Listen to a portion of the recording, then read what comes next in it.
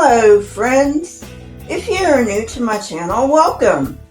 How about going down and hitting the subscribe button and ringing the bell so you know when I come out with new content. For those of you who are my fans and subscribers, welcome back. I really do appreciate you. Today I'm going to be talking about Jim Jones' community unity. Not much I need to say, let's get on with the video. Jones met Russell Winberg, associate pastor of Laurel Street Tabernacle in Indianapolis, at a revival in Detroit. Guest speakers often delivered Sunday sermons at the church, and Winberg arranged for Jim to preach. Should be noted that the old pastor was about to retire. The church seemed to like him, and he got the impression that he would be asked to replace the head pastor when he retired, which was slated to be soon. He still wanted followers to embrace socialism, but he needed a larger following in order for the Indianapolis leaders to take him seriously. However, there were already black churches with 1,000 or more congregants in Indianapolis. What Jim needed was a racially mixed congregation that was united in one purpose, and combining Laurel Street with community unity fit the bill.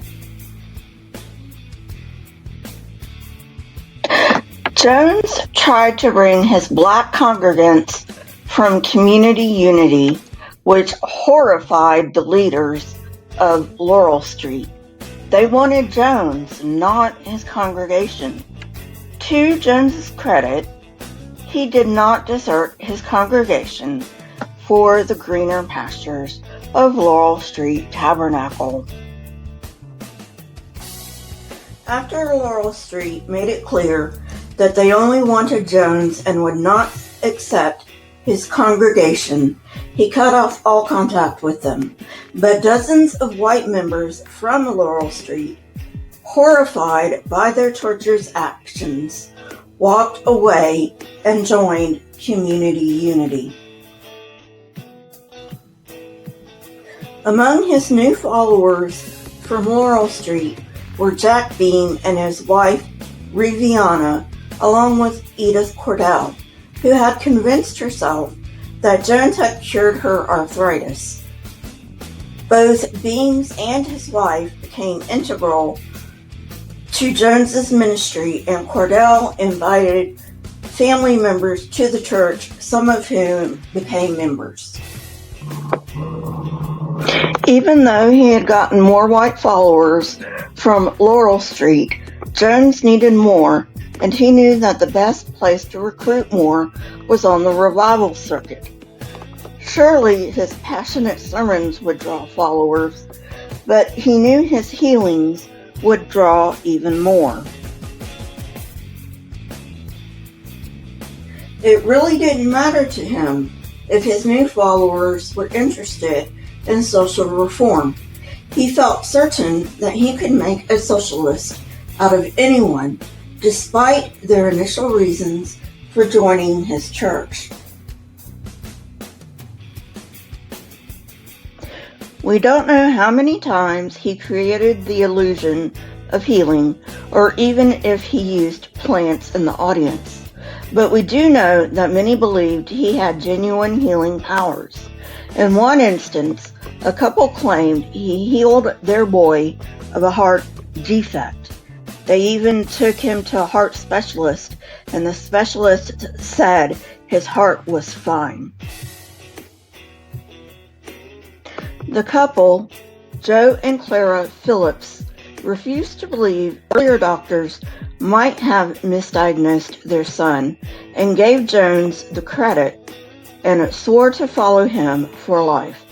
Dozens of others, almost all white, flocked to his church from the revival circuit. This, however, created a slight problem for him. In order for him to keep those who had joined from the circuit, Jim had to perform periodic healings at Community Unity. Until they were indoctrinated, they expected him to display some of his healing powers. To add to this problem, the style of quote-unquote healing that worked in revivals did not work among his congregants. A one-time plant would arouse suspicion that Jones's healings weren't genuine. He had to let a few members in on his secret, ones he and the congregants trusted. We don't really know who he originally chose, but now Community Unity hosted occasional healings. These, of course, were less showy than Jim's revival healings, but Jim did put a strict protocol in place. Jones would name a quote-unquote sick person, at which time someone appointed would escort them to the bathroom. Both were in on the secret, of course. While in the restroom, Jones said he would heal them from the pulpit, and the quote-unquote sick person would pass a cancerous mass.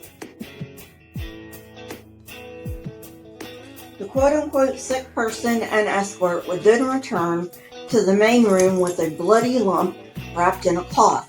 The audience was invited to look, but not too closely, mind you, because it was infectious.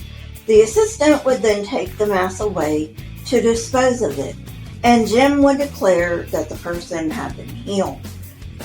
By the way, the mass was just chicken poop. Jones started attracting followers who understood the importance of a quote-unquote flexible recruitment approach.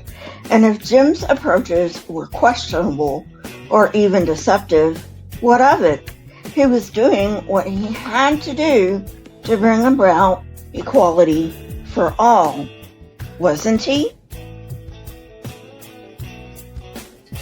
Not all of Jones's healings involved chicken poop. He would often practice the quote-unquote laying on of hands, commanding aches or shivers to go away. Sometimes, but not always, this would be instantaneous. If he failed, he blamed it on the lack of belief on the part of the person, obviously not because he was a fraud. Soon, word spread that Jones was practicing healing at Community Unity, and members of other black churches in the area began skipping their church services to attend Community Unity. Some came simply because of curiosity, but others came hoping for miracles. One of these who came hoping for a miracle was a woman named Christine Cobb, who wanted Jones to heal son of dizziness due to an ear ailment. Jones supposedly healed him, but 5 years later, the boy required surgery for that same ailment. However, by that time, the Cobbs and many of their family were fully committed to the movement.